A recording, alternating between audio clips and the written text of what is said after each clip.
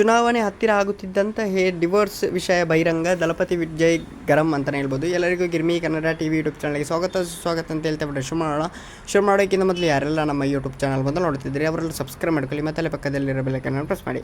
ತಮಿಳುನಾಡು ಚುನಾವಣೆಯ ಕಾವು ಏರುತ್ತಿದ್ದಂತೆ ಬೆನ್ನಲ್ಲೇ ನಟ ಮತ್ತು ರಾಜಕಾರಣಿ ದಳಪತಿ ವಿಜಯ್ ಅವರು ಬುಧವಾರ ತಿರುನಲ್ವೇಲಿಯಲ್ಲಿ ಹಮ್ಮಿಕೊಳ್ಳಲಾಗಿದ್ದ ಸಮಾವೇಶದಲ್ಲಿ ವಿರೋಧಿಗಳ ವಿರುದ್ಧ ವಾಗ್ದಾಳಿ ನಡೆಸಿದರು. ತಮ್ಮ ವೈಯಕ್ತಿಕ ಜೀವನದ ಏರಿಳಿತಗಳು ಮತ್ತು ತಮ್ಮ ಕೊನೆಯ ಸಿನಿಮಾ ಜನನಾಯಕನ್ ಎದುರಿಸುತ್ತಿದ್ದ ಸೆನ್ಸಾರ್ ಸಮಸ್ಯೆಗಳ ಹಿಂದೆ ರಾಜಕೀಯ ಷಡ್ಯಂತರವಿದೆ ಎಂದು ಅವರು ಆರೋಪಿಸಿದ್ದಾರೆ. ವಿಚ್ಛೇದನದ ಸುದ್ದಿ ಹೊರಬಂದಿದ್ದರೆ ಹಿಂದೆ ರಾಜಕೀಯ ಪಿತೂರಿ ಇದೆ ಎಂದು ದಳಪತಿ ವಿಜಯ್ ಅವರು ಅಭಿಪ್ರಾಯಪಟ್ಟಿದ್ದಾರೆ.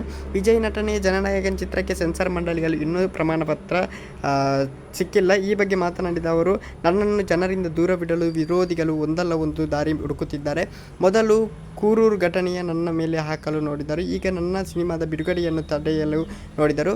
ನಾನು ಜನರನ್ನು ಭೇಟಿ ಮಾಡಬಾರದು ಎಂದು ಹೊಸ ನಿಯಮಗಳನ್ನು ರೂಪಿಸಿದ್ದಾರೆ ಎಂದು ಆಕ್ರೋಶ ವ್ಯಕ್ತಪಡಿಸಿದ್ದಾರೆ.